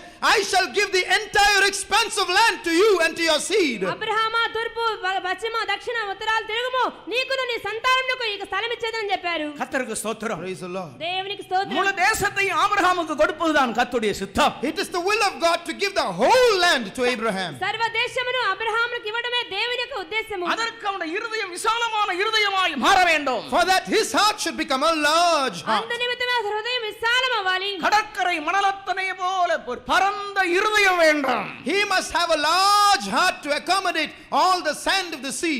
సముద్రముల ఒడ్డున ఇసుక వలె హృదయం విశాలం అవ్వాలి. உனக்கு கட்டுகிறதான ஆலயம் மிகவும் பெரிதாக இருக்க வேண்டும். The temple that we build for God should be exceeding magnificent. నీవు కట్టించిన ఆ యొక్క మందిరం ప్రసిద్ధి గాంచాలి. அது பூமியிலே புகழ்ச்சியாக வேண்டும். It should become a praise on the earth. అది భూమి మీద కీర్తి அது గాంచాలి. கீர்த்தி உள்ளதாய் மாற வேண்டும். It should be famous. అది కీర్తికెక్కాలి. எல்லாரும் அதை அறிய வேண்டும். Everyone must know about it. అందరూ దాన్ని తెలుసుకోవాలి. கர்த்தருக்கு ஸ்தோத்திரம். Praise the Lord. దేవునికి స్తోత్రం. அதற்காகத்தான் உலகம் எங்கும் சுவிசேஷத்தை அறிவிக்கும்படியாய் ஆண்டவர் சொன்னார். That is why the Lord said, go ye into all the world and preach the gospel. అందువల్లే లోకమంతటికి వెళ్ళి సువార్త ప్రకటించమని நீங்கள் చెప్పారు. விசுவாசத்தோடு போய் அறிவியுங்கள். Go by faith and proclaim the gospel. విశ్వాసంతో సువార్తను చాటించండి. ஆண்டவருக்கு ஸ்தோத்திரம். Praise the Lord. దేవునికి స్తోత్రం. கட்டப்போகிறதான ஆலயம் பெரிதாக இருக்க வேண்டும். The temple that must be built should be great. నీవు కట్టబో మందిరము పెద్దదిగా ఉండాలి. கர்த்தர் நமக்குள்ளே வாசம் பண்ணுவதற்கு ஒரு பெரிய இருதயம் நமக்கு வேண்டும். We need a large heart for the Lord to stay within us. దేవుడు మనలో నివాసం చేయాలంటే ఒక విశాలమైన హృదయం ఉండాలి. 2 நாளாகமத்தில் படிக்கும் பொழுது Turning to 2 Chronicles, రెండవ దినవృత్తాంతంలో 2ஆம் அதிகாரத்தினுடைய 9ஆம் வசனம். chapter 2 verse 9. రెండవ అధ్యాయం 9వ వాక్యం. நான் கட்டப்போகிற ஆலயம் பெரியதும் ஆச்சரியப்படத்தக்கதுமாயிருக்கும். அது பெருசா இருந்தா சிலது பெருசா இருக்கும், சும்மா என்ன பெருசா இருந்துட்டு என்ன புண்ணியம்ன்றான். Some temples will just be physically great. It will be a big structure, that's all. అక్షరార్థంగా గొప్ప మందిరాలు ఉన్నప్పటికీ వాటి వల్ల ప్రయోజనం ఉండదు. சிலவங்க ரொம்ப ஆளு பெருசா இருக்கும், அவர் பெருசா இருந்தா நமக்கு என்னப்பான்னு கேட்பாங்க. Some people will be huge to look at, but we will ask, what is there if he is huge? కొంతమంది భారీ దేహంతో ఉంటారు, అయితే మాత్రం మనకేంటంటారు. அந்த ஆளுக்கு இருந்தா எனக்கு என்ன? If that he is like that, so what? ఆ వ్యక్తి అలా ఉంటే నాకేంటి. ஆனால் இங்க என்ன சொல்லப்பட்டிருக்கிறது? What is said here? ఇక్కడ ఏం చూస్తున్నాం? அது பெருசா இருந்தா மட்டும் போதாது. It is not enough if it is great. అది గొప్పదిగా ఉంటాం కాదు, அது ஆச்சரியப்படத்தக்கதா இருக்க வேண்டாம். It shall be wonderful great. ఆశ్చర్యకరమైనదిగా ఉండాలి. ஆச்சரியப்பட வேண்டுமானால், To be wonderful, ఆశ్చర్యకరమైనదిగా ఉండాలంటే நாம் ஒரு ஆச்சரியமான அனுபவத்துக்குள்ள கொண்டுவரப்பட வேண்டும். we should be brought into an experience that is wonderful. ఒక ఆశ్చర్యకరమైన అనుభవంలో మనం ఉండాలి. பேதுரு எழுதின நிருபத்தில் படிக்கும் பொழுது In the epistle of St. Peter, పేతురు రాసిన పత్రికలో ஆச்சரியமான ஒளியிடத்தில் வரவழைத்தவருடைய புண்ணியங்களை அறிவிக்கும்படிக்கு நீங்கள் தெரிந்து கொள்ளப்பட்டவர்களாய் இருக்கிறீர்கள் என்று சொல்கிறார். he says, you are a chosen generation, that you might show forth the praises of him who has called you out of darkness into this marvelous light. ఆశ్చర్యకరమైన తన వెలుగులోనికి పిలిచిన దేవుడు అని చెప్పి చూస్తున్నాం. முதலாம் பேதுரு 2ஆம் அதிகாரத்தினுடைய 9ஆம் வசனம். 1 Peter 2:9. మొదటి పేతురు 2:9. நீங்களோ உங்களை அந்தகாரத்தினின்று தம்முடைய ஆச்சரியமான ஒளியினிடத்திற்கு வரவழைத்தவருடைய புண்ணியங்களை அறிவிக்கும்படிக்கு தேவன் உங்களை எங்க இருந்து அழைத்து கொண்டு எந்த இடத்துல கொண்டு வந்திருக்கிறார்? From where has God called you and to which place has he brought you? దేవుడు మిమ్మల్ని ఎచ్చటి నుంచి ఎచ్చటి తీసుకొచ్చారు? அந்தகாரத்தில் இருந்து விடுதலை ஆக்கி ஆச்சரியமான ஒளி, அல்லாவிட்டால் ஒரு அதிசயமான அனுபவம். Having called us out of darkness, he has brought us into his marvelous light or a marvelous experience. చీకట్లో నుండి విడిపించి ఆశ్చర్యకరమైన వెలుగులోనికి ఆశ్చర్యకరమైన అనుభవంలోకి తీసుకొచ్చారు. ஆச்சரியமா இருக்குன்னு சொன்னால் அநேகர் அதை பற்றி பேசிக்கொண்டே இருப்பார்கள், வர்ணித்துக் கொண்டே இருப்பார்கள். If something is marvelous, then it will be the talk of the town. People will keep speaking about it, describing it. ఏదైనా ఒకటి ఆశ్చర్యకరంగా ఉంటే అందరూ దాని గురించే మాట్లాడుతూ ఉంటారు. இந்த ஆச்சரியமான அனுபவம் என்று சொல்கிறது பிரியமானவர்களே, நம்முடைய நற்கிரியைகள். Therefore these marvelous experiences are in fact our good works. ఆశ్చర్యకరమైన అనుభవం అంటే అది మన సత్క్రియలైనవి. நீதிமொழிகளின் புத்தகம் 31ஆம் அதிகாரத்துடைய கடைசி வசனத்தில் படிக்கும் பொழுது, Reading Proverbs 31, the last verse. సామెతలు 31 చివరి వాక్యంలో அவள் கைகளின் பலனை அவளுக்கு கொடுங்கள், அவளுடைய செய்கைகள் வாசல்களில் அவளை புகழக் கடவது. அவளுடைய செய்கைகள் வாசல்களில் அவளை புகழக் கடவது. Let her own works praise her in the gates. గౌన్ల యొద్ద ఆమె పనులు ఆమెను కొనియాడును. நாம் புகழ்ச்சியை தேடி போகிறதல்ல. We don't have to go seeking after praise. మనం పొగడ్తలు వెతికి వెళ్ళక్కర్లేదు. மற்றவர்கள் அதிசயப்படத்தக்கதான நற்கிரியைகளை நாம் நன்றாய் செய்கிற தேவனுடைய பிள்ளைகளாய் இருக்க வேண்டும். We should be people of God who do good works so that others might marvel about it. ఇతరులు ఆశ్చర్యపోయే విధముగా మనం సత్క్రియలు చేయవలెను. அந்த ஆலயத்தை நோக்கி பார்க்கிறதான அந்த நேரத்திலே அது ஆச்சரியமாய் இருக்க வேண்டும். When someone looks at the temple, it should be wonderful. ఆ మందిరముని ఎవరైనా చూస్తే ఆశ్చర్యకరమైనదిగా இதோ ఉండాలి. நானும் கர்த்தருக்கு கொடுத்தான பிள்ளைகளும் சீயோன் பர்வதத்தில் வாசமாய் இருக்கிற சேனைகளின் கர்த்தராலே இஸ்ரவேலில். மீதி நீங்களே சொல்லுங்க. நீ சொல்ற கேட்டாலே ரொம்ப அற்புதமா தான் இருக்கு போல இருக்கு. அற்புதங்களாகவும் அடையாளங்களாகவும் நாங்கள் இருக்கிறோம். Behold, I and the children whom the Lord hath given me are for signs and wonders in Israel from the Lord of hosts which dwelleth in Mount Zion. ఇదిగో నేను యెహోవా నాకు ఇచ్చిన పిల్లలను సియోను కొండ మీద నివసించి సైన్యముకు అధిపతిగా యెహోవా వలన సూచనలుగాను మహత్కార్యములుగాను ఉన్నాము. அருமையான தேவனுடைய பிள்ளைகளே, ஒவ்வொரு அபிஷேகம் பண்ணப்பட்ட தேவனுடைய பிள்ளைகளும் அற்புதமாகத்தான் இருக்க வேண்டும், ஆச்சரியமாகத்தான் இருக்க வேண்டும், மகிமையாகத்தான் இருக்க வேண்டும், பெருசாகத்தான் இருக்க வேண்டும். Beloved people of God, every child of God who has received the Holy Spirit must be a sign and a wonder and a glory, and they should be great. పరిశుద్ధాత్మ అభిషేకం పొందిన ప్రతి ఒక్క దేవుని బిడ్డ ఆశ్చర్యముగాను అద్భుతముగాను సూచనగాను మహత్కార్యముగాను ఉండాలి. ஆயிரக்கணக்கானவர் உங்களை வர்ணிக்கக்கூடிய நிரூபங்களாய் நீங்கள் காணப்பட வேண்டும். You should be epistles that thousands can describe. వేవేల కొలది జల్లు వివరించేటువంటి పత్రికగా మీరు ఉండాలి. கொரிந்திய சபையாரை பார்த்து சொல்லுகிறார், நீங்கள் எல்லாராலும் வாசிக்கப்படுகிற நிரூபங்களாய் இருக்கிறீர்கள். St. Paul tells the Corinthians, ye are our epistles known and read of all men. కొరింథీ సంఘస్థులతో పౌలు చెప్తున్నాడు, అందరూ చదువుకునేటువంటి పత్రిక మీరు కాదా? எல்லாரும் வாசிக்கத்தக்க ஒரு நிரூபமாய் நாம் மாற வேண்டும். We should become epistles that all can read from. అందరూ చదివే విధంగా పత్రికగా మనమే ఉండాలి. அதற்குத்தான் நமக்குள்ளே குணாதிசயங்கள் உருவாக்கப்பட வேண்டும். It is for this that divine virtue should be formed in us. అందునిమిత్తమే మనలో గుణశీలమని తయారవ్వాలి. நீங்கள் కట్టుகிறதான ஆலயம் எப்படிப்பட்டதாய் இருக்கிறது என்று கர்த்தர் கேட்கிறார். The Lord is asking you, what kind of a temple are you building me? మీరు కట్టబోయే మందిరము ఏ పాటిది అంటున్నారు ప్రభు. நாம் தங்கி இருக்கிற ஸ்தலம் எப்படிப்பட்டது என்று நீங்கள் நினைக்கிறீர்கள்? What kind of a place do you think you are dwelling in? నాకు విశ్రామ స్థానముగా ఉంచే చోటు ఎలాంటిది? கர்த்தர் வாசம் பண்ணும்படியான ஒரு வாசஸ்தலத்தை கட்டும்படியாக நாம் என்ன செய்கிறோம்? What are we doing so that we might build a habitation for God? దేవుని నివాస స్థలముగా మనం ఎలా నిర్మిస్తున్నాము? நமக்குள் ஒரு கேள்வி எப்படி என்று எழும்ப வேண்டும். From within us a question should arise up. How? నేనెట్లు అనే ప్రశ్న మనలో లెగవాలి. மறுபடியிலே கர்த்தர் கேட்கிறார், நீ கட்டும் வாசஸ்தலம் ஆலயம் எப்படிப்பட்டதாய் இருக்கிறது? From outside the Lord asks us, what kind of temple are you building? మరో ప్రక్క ప్రభు అడుగుతున్నాడు, నీవు కట్టనుద్దేశించేటువంటి మందిరం ఏ పాటిది అని. இன்னொரு காரியத்தை ஆண்டவர் கேட்கிறார். The Lord asks one more thing. దేవుడు మరో విషయం అడుగుతున్నాడు. அது கேட்டா எல்லாருக்கும் நம்ம ஆறுதலா இருக்கும். I think it will be a word of comfort for everyone when you listen to these words. అది విన్నప్పుడే అందరికీ ఆదరణగా பொதுவா ఉంటుంది. சொல்லுவாங்க, ரெண்டு வார்த்தை ஆறுதலா சொன்னா எவ்வளவு நல்லா இருக்கும். Usually they say if you speak 2 words of comfort, it will be soothing for our hearts. ఆదరణగా రెండు మాటలు మాట్లాడితే ఎంత బాగుంటుంది అంటారు. எல்லாரும் ஆறுதல் ஆறுதல்ன்ட்டே இருக்காங்க. All are saying comfort, comfort. అందరూ ఆదరణ కోసం వెతుకుతున్నారు. படிங்க எபிரெயர் ஓசியாவின் புத்தகம் 11ஆம் அதிகாரம் 8ஆம் வசனம். Hosea 11:8. హోషేయ 11:2. எப்ராயிமே நான் உன்னை எப்படி கைவிடுவேன்? எப்ராயிமே நான் உன்னை எப்படி கைவிடுவேன்? How shall I give you up, Ephraim? ఎఫ్రాయిము నేను ఎట్లు విడిచిపెడుతును? இஸ்ரவேலே நான் உன்னை எப்படி ஒப்பு கொடுப்பேன்? எப்படி உன்னை தீமைக்கு பொல்லாப்புக்கெல்லாம் உன்னை ஒப்பு கொடுப்பேன்? How இந்த ஆண்டவர் shall I- கேட்கிறார். How can I hand you over to evil, O Israel? ఇశ్రాయేలు నిన్నెట్లు నేను కీడుకు అప్పగించదును? அநேகருக்கு இப்போ கொஞ்சம் எண்ணெய் ஆயில் போட்டு பட்டர் போடுற மாதிரி இருக்கு. Now many hearts are now mollified with ointment. చాలా మందికి ఇప్పుడు నూనె పోసినట్లుగా ఉంది. என்ன பண்ணிட்டு வந்தாலும் நமக்கு ஒரு பாட்டு பாடணும். இயேசு என்னை கைவிட மாட்டார், கைவிட மாட்டார். Whatever we do and come, somehow we should sing, Jesus will never forsake me. ఏ పని చేసి ఇక్కడికి వచ్చినా యేసు నన్ను చేయవద్దని పాట పాడుతున్నాం. ஆண்டவருக்கு ஸ்தோத்திரம். Praise the Lord. దేవునికి స్తోత్రం. அருமையான தேவனுடைய ஜனங்களை ஆண்டவர் எங்க கேட்கிறார், உன்னை நான் எப்படி தான் கைவிடுறது? The Lord himself is asking people of God, how will I forsake you? దేవుడిని అడుగుతున్నారు నేను ఎట్లు విడిచిపెడతానని. அவர் சொல்றார், என் இருதயம் எனக்குள்ளே ஆண்டவரே குழப்பத்தில் இருக்கிறார். இப்போ The Lord is saying here, my heart is confused. దేవుడే అంటున్నారు నా మనసే మారిపోయిందని. படிங்க அந்த வசனத்துடைய கடைசி பகுதி. என் இருதயம் என் இருதயம் எனக்குள் குழம்புகிறது, என் பரிதாபங்கள் ஏகமாய் பொங்குகிறது. என் இருதயம் எனக்குள்ளே குழப்பமா இருக்கு. My heart is turned within me, or I am confused. నా మనసు నాలోనే మారిపోయి కలవరం చెందుతున్నది. அப்படின்னு சொன்னா அவர் ஒரு நல்ல டேர்ம்ஸ்ல சொன்னது மாதிரி தெரியல.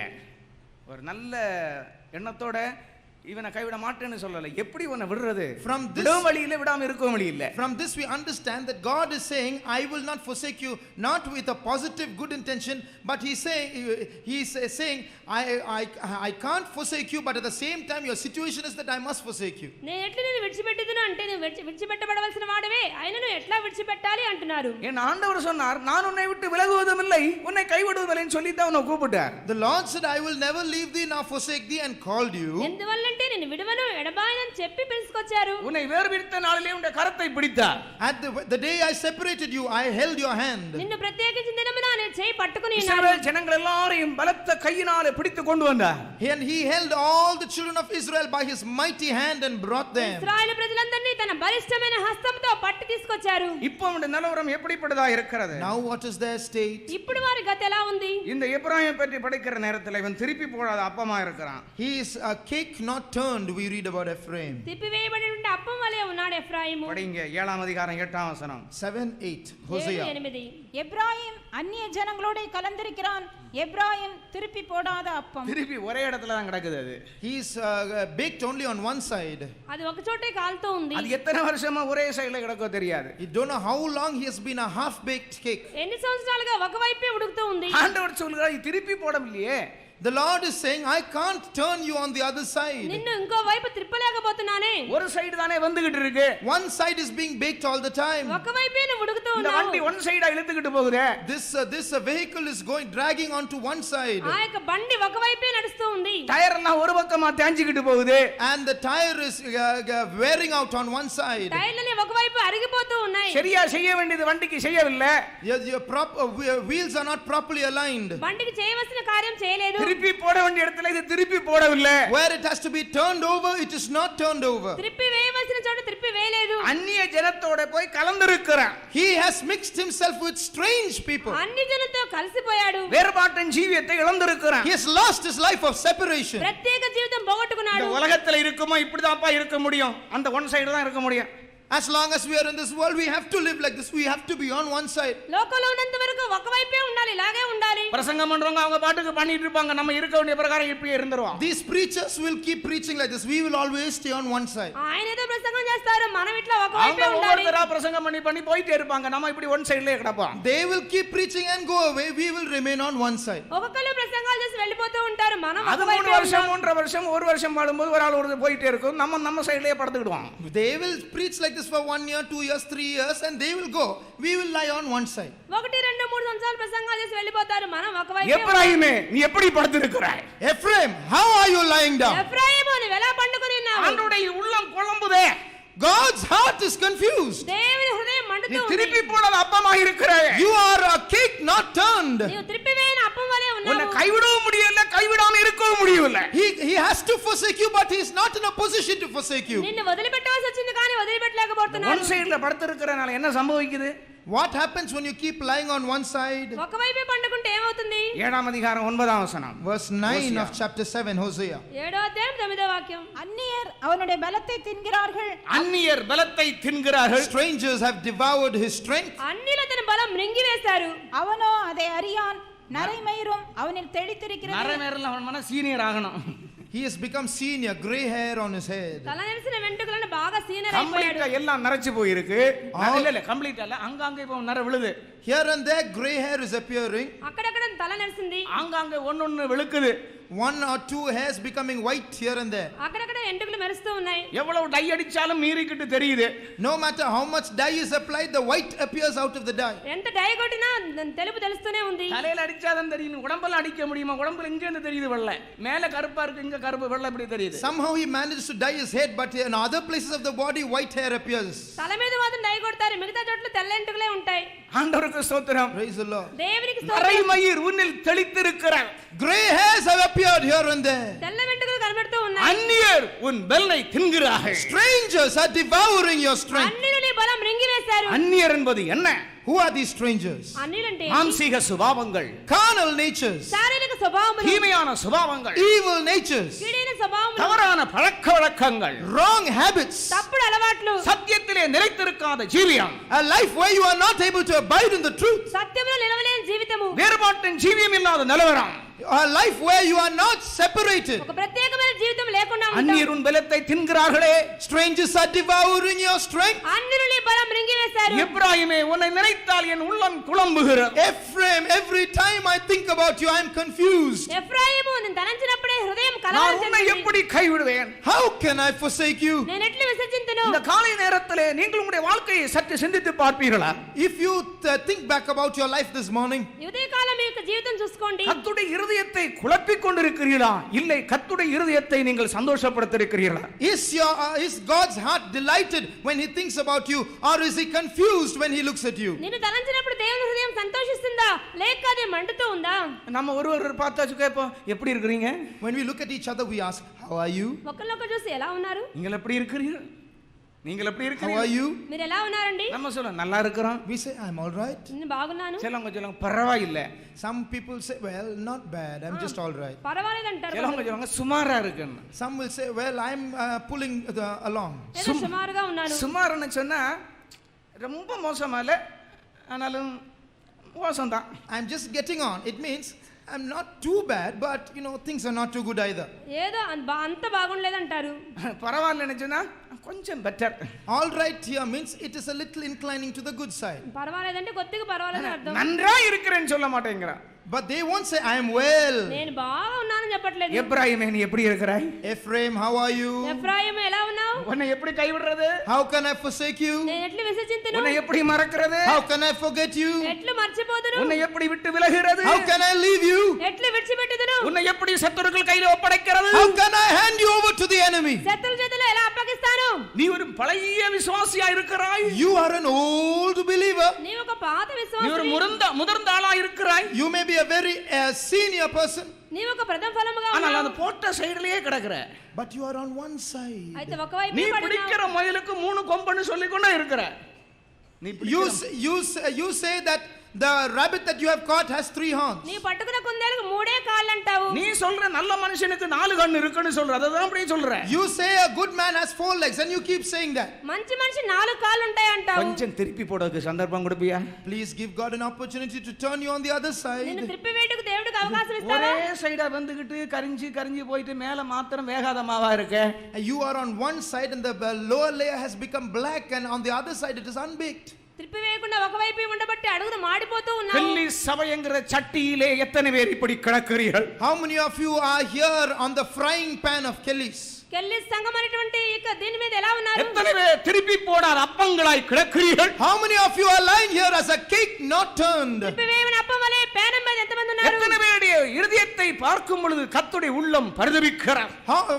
When God looks at you, is he sad at looking at your heart? నీ హృదయం చూసినప్పుడు దేవుని యొక్క హృదయము మండుచు உன்னை ఉందా? அழைத்தது நிமித்தமாக, Because he has called you, నిన్ను உன்னை పిలిచినందువల్ల, வேறுபிரித்தது நிமித்தமாக, as he has separated you, నిన్ను ప్రత్యేకించినందువల్ల, தம்முடைய ஜீவனை உனக்கு கொடுத்தது நிமித்தமாக, and because he laid down his life for తన you. ప్రాణానికి పెట్టినందువల్ల அவருனை கைவிட விரும்புகிறதில்லை. He does not want to forsake you. నిన్ను చేయి వదిలిపెట్టాలని காரணம் என்னவென்றால் அவர் அனாதி சிநேகத்தால் உன்னை சிநேகித்தார். Because he has loved you with an everlasting love. శాశ్వతమైన ప్రేమతో ప్రేమించారు நான் కనుక மனுஷன் அல்ல என்று சொல்லுகிறார். He says, I am not a man. నేను నీ వంటి మనుషుని కాదంటున్నారు. அதே பகுதியில் படிக்கும் பொழுது மனம் மாறுவதற்கு நான் மனுஷன் அல்ல.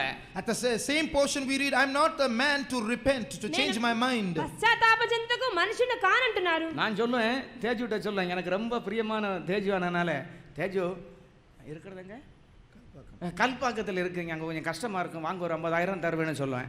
I tell Brother Teju, you are in Kalpakam, but I like you very much, so it is difficult for me that you come with me. నువ్వు కల్పాకలో ఉండొద్దు, నాతో ఉండేసే అని చెప్పి నేను చెప్పగలను. 2 மாசம் பொறுத்து வாங்க, நான் தர்றேன். After 2 months you come. 2 నెలల తర్వాత రండి. இந்த 2 மாசத்துக்கு இடையில எனக்கும் தேஜு கொஞ்சம் உரசல் உண்டாயிட்டா. But within these 2 months there is some friction between me and Teju. ఈ 2 నెలల మధ్యలో నాకు సహోదరునికి పట్టలేదు. போப்பா, நீ யாரு நான் யாரு?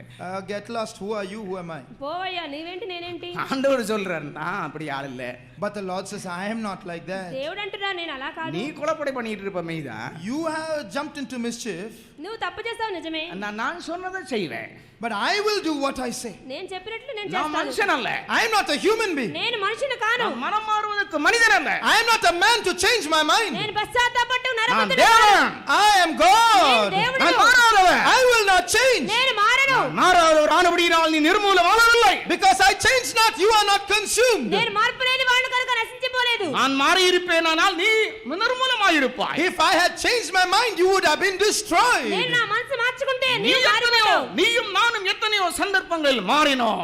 You and I, on many occasions, we have changed. నీవు నేను ఎన్నోసార్లు మారిపోయాము. ஆனால் ஆண்டவர் என்ன சொல்லுகிறார்? But what does the Lord say? ఏమంటున్నారు? ஒரு மனுஷனைப் போல என்னை நினைக்காதே. Don't think I am a man. నేను ఒక మనిషిని ஒரு అనుకోవద్దు. சாதாரண மனிதனைப் போல என்னை நீ மட்டுப்படுத்தாதே. Don't bring me down to the level of a human being. సామాన్యమైన మనిషిని వలె నేను ఎంచవద్దు. நம்முடைய தேவனை நாம் சற்று சிந்தித்து பார்ப்போமா? Let us think about our God for మన some దేవుని time. గురించి మనం చూద్దామా? எப்ராயிமே, உன்னை நான் எப்படி கைவிடுவது? Ephraim, how can I forsake you? ఎఫ్రాయిము ఎట్లా విసర్జింతును? உன்னோடு பண்ணின வாக்குத்தத்தத்தை நான் எப்படி நிறைவேற்றாமல் இருக்க முடியும்? How can I but fulfill the promises which I have given you? నీతో చేసిన వాగ్దానం ఎలా నెరవేర్చకుండా உனக்கு ఉండగలను? சொன்னதை எப்படி நான் நிறைவேற்றாமல் இருக்க முடியும்? How can I abstain from fulfilling what I have told you? నీతో చెప్పింది నేను ఎలా చేయకుండా உன்னை ఉండగలను?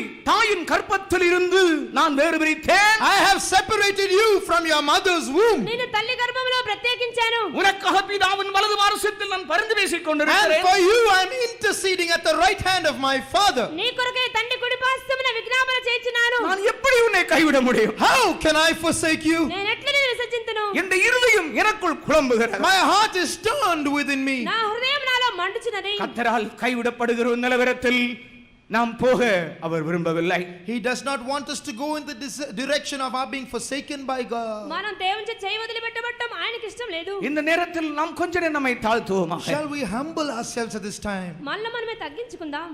எப்படி அவர் உன்னை கைவிட முடியும்? How can he forsake you? ఆయన ఎట్లా నిన్ను విసర్జింతురు? உன்னுடைய பிள்ளைகளை அவர் எப்படி கைவிட முடியும்? How can he forsake your children? నీ బిడ్డలను ఆయన ఎట్లా విసర్జింతురు? உன்னுடைய சந்ததியை எப்படி அவர் கைவிட How முடியும்? can he forsake your seed? నీ యొక్క సంతతిని ఎట్లా உன்னுடைய విసర్జింతురు? குடும்பத்தை அவர் எப்படி கைவிட முடியும்? How can he forsake your family? నీ కుటుంబమును ఎట్లా உன்னுடைய విసర్జింతురు? முற்பிதாக்களோடு அவர் உடன்படிக்கை பண்ணி இருக்கும் பொழுது அவர் எப்படி உன்னை கைவிட How முடியும்? can he forsake you when he has made a covenant with your నీ forefathers? పూర్వపితరులతో నిబంధన చేసిన ఆ యొక్క దేవుడిని ఎట్లా இந்த విసర్జింతురు? காலை நேரத்திலே கர்த்தருடைய இருதயம் வேதனைப்பட்டு கொண்டிருக்கிறதோ இல்லை சந்தோஷமாயிருக்கிறதோ? Is the heart of God pained or is it rejoicing this morning? ఈ ఉదయ కాలం దేవుని యొక్క హృదయము వేదనతో ఉందా లేక సంతోషంతో ఉందా?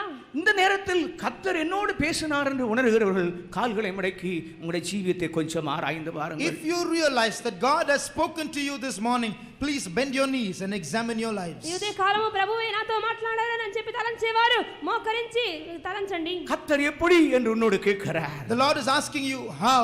ఎట్లు అని ప్రభు உன் అడుగుతున్నాడు. நிலவரம் எப்படி என்று ஆண்டவர் கேட்கிறார். What is your state? asks the Lord. నీ స్థితి ఏ విధముగా ఉందని అడుగుతున్నారు. உன்னுடைய நிலவரம் என்ன என்று ஆண்டவர் கேட்கிறார். What is the state of your life? asks the Lord. నీ జీవితం యొక్క పరిస్థితి ఏ విధముగా நீ ఉంది? எத்தனையோ சந்தர்ப்பத்தில் பின்வாங்கின போதிலும் அவர் உன்னை விடவில்லை. You backslid on so many occasions, but he hasn't forsaken you. నువ్వు ఎన్నోసార్లు వెనకంజ వేసినప్పటికీ ప్రభువు నిన్ను చేయవదలేదు. நீ சந்தேகப்பட்டாய், ஆனாலும் அவர் உன்னை விட்டு விலகவில்லை. You doubted, but he did not leave you. నీవు అనుమానించావు అయితే ఆయన వదలలేదు. கர்த்தரை கைவிட்டாரோ என்று கேட்டாய், அவர் கைவிடவில்லை.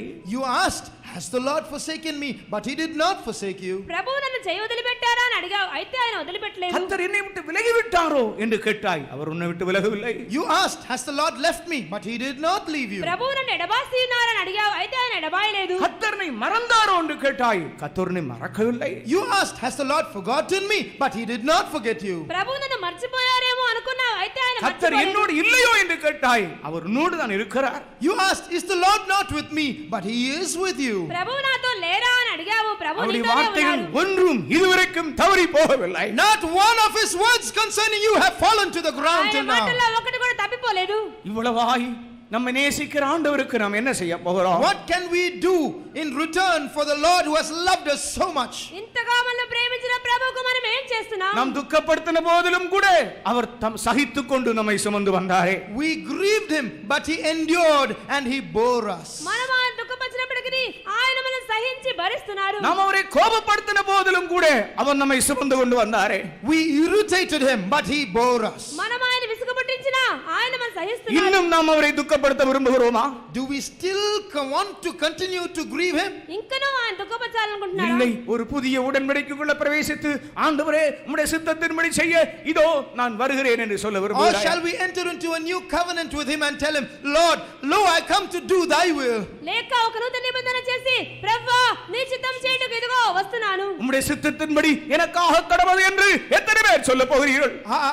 How many of you will say, Lord, I give myself to do your will? నీ చిత్తమే నాకు సిద్ధించును గాక అనుము. அருமையான தேவனுடைய பிள்ளைகளே, உலகம் முழுவதையும் அசைக்கக்கூடியதான ஒரு பெரிய பின்மாரி மலை சீக்கிரமாய் வந்து கொண்டே இருக்கிறது. Beloved people of God, a mighty latter rain is going to be poured out where we shall shake the whole world. లోకమంతయు చలింపజేయనట్లుగా ఒక కడవరి వర్షం కురవనయ్యున్నది. உங்களில் அநேகர் ஆண்டவராலே தெரிந்து கொள்ளப்பட போகிறீர்கள். Many of you are going to be chosen by God. మీలో అనేకులు ప్రభు ఏర్పరచుకుంటారు. உங்கள் அநேகர் கர்த்தருக்கு மிகவும் தேவையானவர்கள் இருக்கிறீர்கள். God needs many of you. మీలో అనేకులు ప్రభువుకు అవసరమై உங்களுடைய ఉన్నారు. முழங்கால்களை பலப்படுத்திக் கொள்ளுங்கள். Strengthen your feeble knees. మీ యొక్క బలహీనమైన మోకాలు உங்களுடைய இருதயங்களை ஸ்திரப்படுத்திக் கொள்ளுங்கள். Establish your hearts. హృదయాలు దృఢపరచుకోండి. கிருபையில் பலப்படுங்கள். Be strong in the grace of God. కృపలో బలం పొందండి. உபத்திரவத்திலே பொறுமையாயிருங்கள். Be patient in tribulation. శ్రమలో ఓర్పుగా ఉండండి. உங்களை துன்பப்படுத்துவதற்காக ஜெபம் பண்ணுங்கள். Pray for them that persecute you. మిమ్మల్ని హింసించే వారి కొరకై ప్రార్థన பழிக்கு చేయండి. பழி வாங்காதிருங்கள். Do not take revenge on others. పగ తీర్చుకొనవద్దు. நன்மையே செய்யுங்கள்.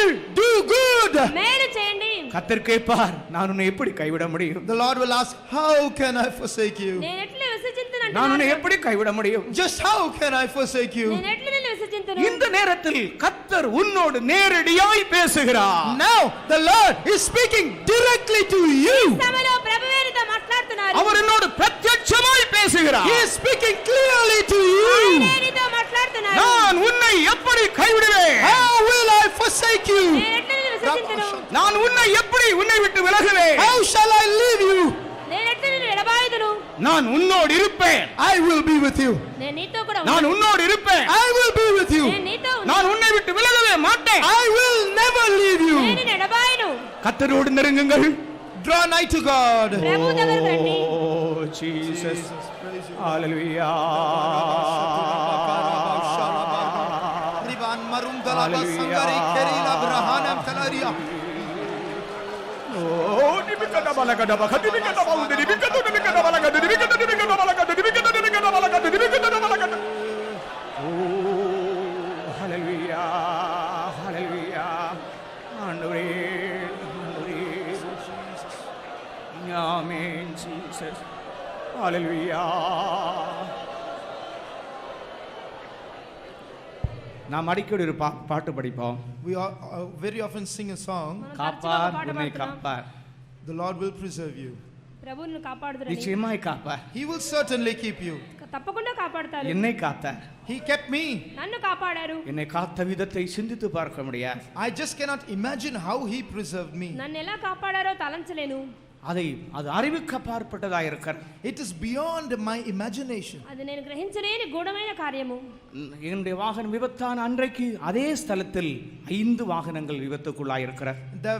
The very place in that day 5 other vehicles were involved in an accident that day. నా యొక్క వాహనం యాక్సిడెంట్ అయినప్పుడు మిగతా 5 వాహనాలు అక్కడే పడినాయి. ஒரு வாகனத்திலே 5 பேர் இறந்தார்கள். In one vehicle 5 people died. ఒక బండిలో 5గురు మరణించారు. டெய்லி அங்கே ஆக்சிடென்ட் நடக்கும் என்று சொல்கிறார்கள். In fact they say every day an accident takes place there. ప్రతిరోజు అక్కడ యాక్సిడెంట్ எந்த வண்டியிலும் இதுவரைக்கும் சாகாமல் ஒருவரும் இருந்ததில்லை. Till today there has not been an accident where there has been no casualty. ఒక్క బండిలో కూడా మరణం లేకుండా లేదు. வந்து கூடின ஜனங்கள் சொன்னார்கள், உங்களை மாத்திரம் தான் நாங்கள் இங்கே உயிரோடே பார்த்தோம். The people who assembled there said, we saw you alone alive there. காத்தவர் Kapa. He who kept us will keep. కాపాడవాడు ఇకను కాపాడును. காத்தவர் இன்னும் காப்பா. He will keep you. కాపాడవాడు కాపాడును. எப்ராயிமே, நான் உன்னை எப்படி கைவிடுவேன்? Ephraim, how will I forsake you? ఎఫ్రాయిము ఎట్లు విడిచిపెట్టుదును? எல்லாரும் எழும்பி நின்று அந்த பாடலை படிப்போம். Shall we all stand up and sing that అందరూ song? లేచి నిలబడి ఆ పాట పాడదాం. காப்பா உன்னை காப்பா காத்திரு காப்பா இன்னும் இனிமேல் காத்திடுவார் கலங்காதீ மனமே காத்திடுவார் கண்முன்னில் அழித்தவர் கரம் மதிப்பார் அவர் கை காத்திடுவார்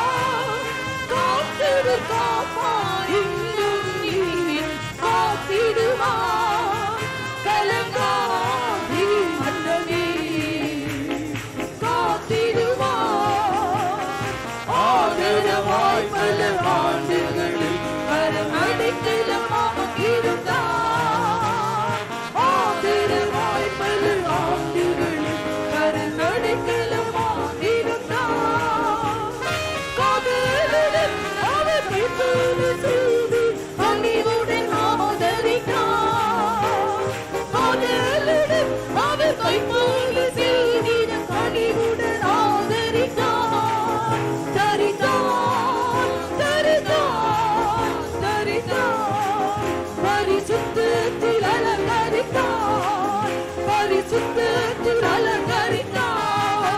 காப்பார், உன்னை காப்பார், காத்திடு காப்பார், இன்னும் இனிமேல் காத்திடுவார். கலங்காதே மனமே, காத்திடுவார். காப்பார், உன்னை காப்பார், காத்திடு காப்பார், இன்னும் இனிமேல் காத்திடுவார். கலங்காதே மனமே, காத்திடுவார்.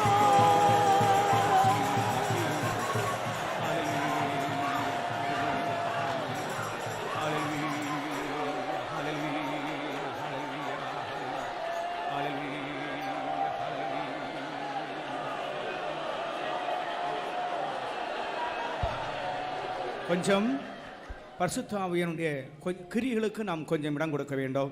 We should give room to the work of the Holy Spirit for some time. சிலரை கர்த்தர் அபிஷேகித்துக் கொண்டிருக்கிறார். The Lord is touching some. மூத்த விசுவாசிகள் சில ஊழியர்கள் இந்த வரிசையில் நில்லுங்கள். Elder, senior believers and servants of God, please stand in the aisle. தேவனுடைய ஜனங்கள் தேவனுடைய அன்பினால் கொஞ்ச நேரம் அவர்கள் நிரம்பட்டும். Let the people of God be filled with the love of God for some time. எல்லா Sunday school teachers, head master எல்லாரும் கொஞ்சம் பேர் இந்த வரிசையில் நில்லுங்கள். Sunday school teachers, please stand in the aisle.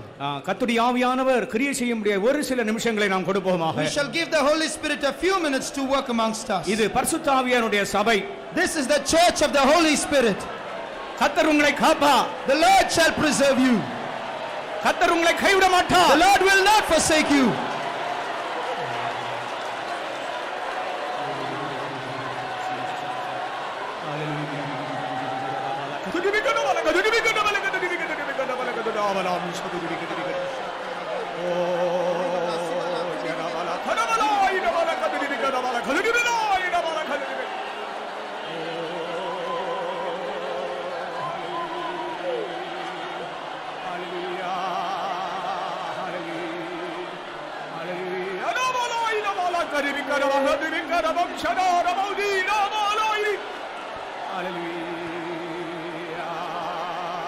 காப்பார், உன்னை காப்பார், காத்திடு காப்பார், இன்னும் இனிமேல் காத்திடுவார்.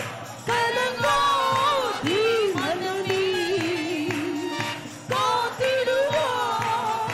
காப்பார், உன்னை காப்பார், காத்திடு காப்பார், இன்னும் இனிமேல் காத்திடுவார். கலங்காதே மனமே,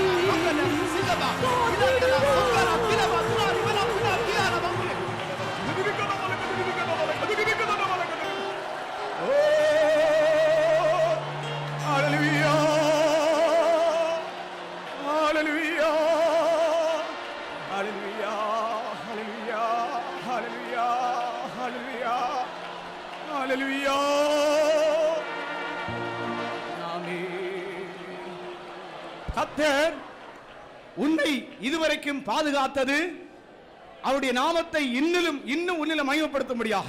The Lord has preserved you because He still wants to glorify His name in you. உன்னை உயிரோடு வைத்திருக்கிறது இன்னும் அவருடைய நாமத்தை He மகிமைப்படுத்தும்படியாக. has kept you alive to glorify His name in you.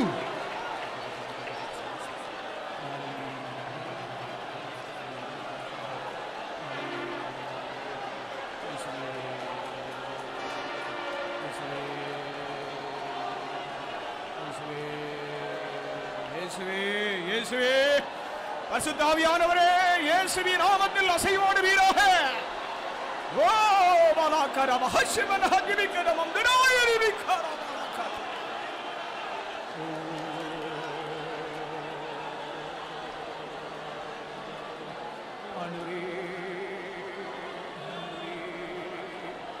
ஆண்டவரே,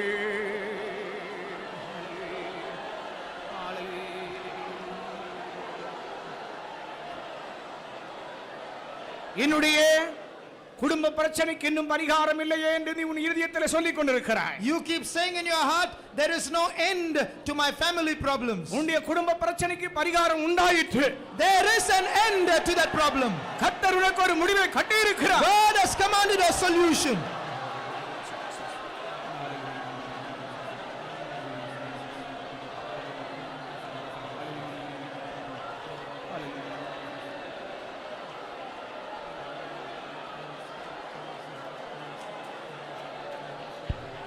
எல்லா பகுதியும் கர்த்தருக்கு அனுகூலமாக்கி இருக்கிறார். ஆனால் ஒரே ஒரு காரியம், நீ தேவனுடைய வல்லமையை மட்டுப்படுத்த கூடாது. God has made everything in your favor, but one condition, you should not limit the power of God. நீ தேவனுடைய வல்லமையை ஒருபோதும் நஷ்டப்படுத்த கூடாது. You should never lose the power of God. நீ தேவனுடைய வல்லமையிலே களிகூர வேண்டும். You should rejoice in his power. நீ பலத்திலே களிகூர வேண்டும். Rejoice in his strength.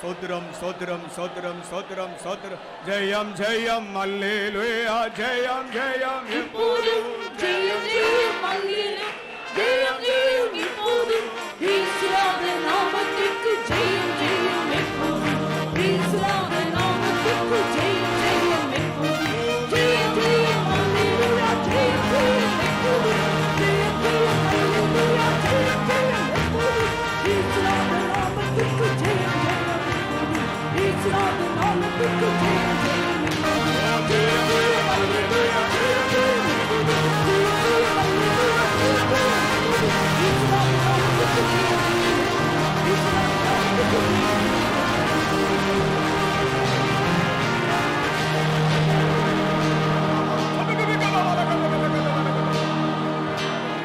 அல்லேலூயா, ஜெயம்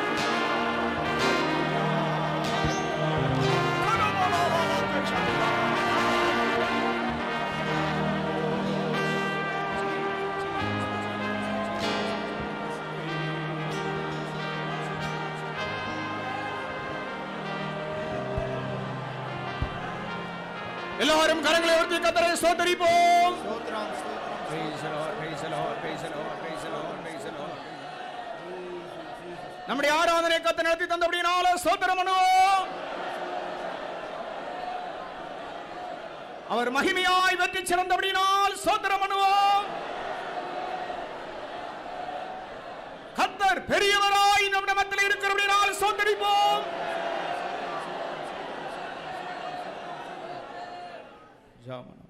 கர்த்தாவே நன்றியோடு சோத்திரம் சுவாமி. பரிசுத்த அங்காரத்துடனே கர்த்தரை தொழுது கொள்ளும்படியாக இந்த கால வேளையிலே நிறங்களுக்கு கொடுத்த கிருபைக்காக நன்றியோடுமே சோத்திரிக்கிறோம், துதிக்கிறோம். எங்களோட ஆரானே கர்த்தர் பொறுப்படுத்த நடத்தி ஆசீர்வதித்தீராருக்காக சோத்திரம்.